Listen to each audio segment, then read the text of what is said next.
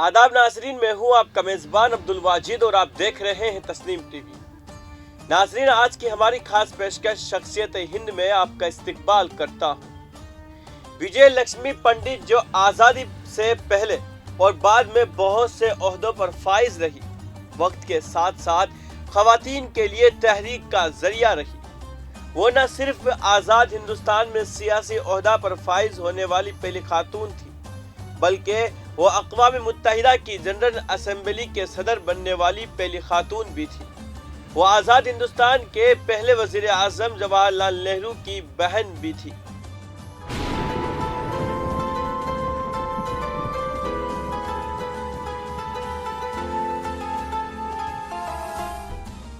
विजय लक्ष्मी पंडित 18 अगस्त 1990 को इलाहाबाद में पैदा हुई।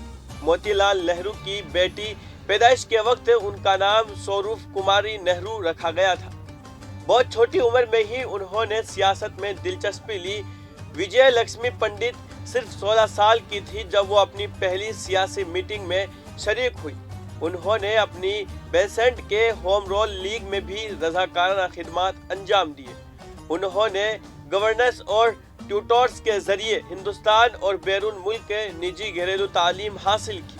1921 में उनकी शादी रंजीत सीताराम पंडित से हुई, जो एक महाराष्ट्री बैरिस्टर और कांग्रेस के एक साथी कारकुन थे। अपनी शादी के बाद उन्होंने अपना नाम बदलकर स्वरूप कुमारी नेहरू से विजय लक्ष्मी पंडित रख लिया। खानदानी रिवायत के बाद वो हिंदुस्तानी कौम परस्त तहरीक में सरगर्म कारकुन बन गई। उन्हें हिंदुस्तान में बरतानवी हुक्काम ने 3 बार कैद किया था। पंडित ने सियासत में अपने कैरियर का आगाज 30 की दहाई में किया, जब वो ऑल इंडियन वुमेन कॉन्फ्रेंस में शामिल हुई। उन्होंने AIWC में जोर दिया कि वो अपने इस तसव्वुर पर नजरसानी करे कि सियासत और फलाह बहबूद बाहमी तौर पर खुसूसी और मुखालिफ है।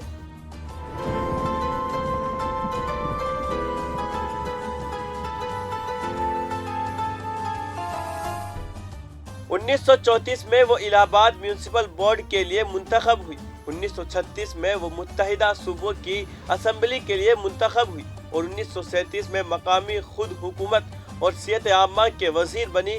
काबीना के वजीर बनने वाली पहले हिंदुस्तानी खातून थी।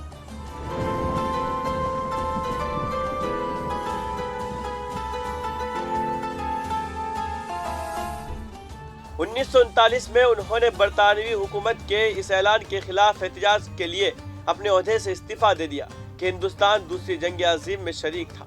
कांग्रेस की जानिब से अगस्त 1942 की हिंदुस्तान छोड़ो करारदाद के आगाज के बाद कांग्रेस के दीगर रहनुमाओं के साथ उन्हें कैद कर दिया गया।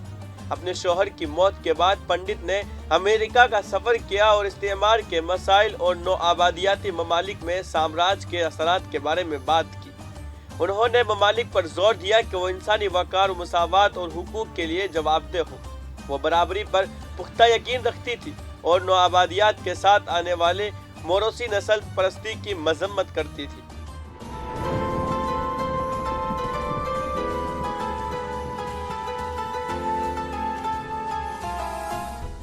1939 में जब बरतानवी हुकूमत ने ऐलान किया कि हिंदुस्तान दूसरी जंग अजीम में हिस्सा लेगा, तो उन्होंने एहतजाज के तौर पर कांग्रेस के दफ्तर से इस्तीफा दे दिया। वो हिंदुस्तान छोड़ो तहरीक में शरीक होने के नाते कैद हो गई। वो दस्तूर साज असेंबली के रुकन थी जिसने हिंदुस्तान आइन का मसूदा तैयार किया। उन्हें एक जलसे की सदारत करने पर जेल भेज दिया गया, जहां आज़ादी का अहद लिया गया था। आज की इस खास पेशकश में बस इतना ही। मुझे दीजिए इजाजत और आप देखते रहिए तस्नीम टीवी, आपके मेज़बान अब्दुल वाजिद के साथ। अल्लाह हाफिज।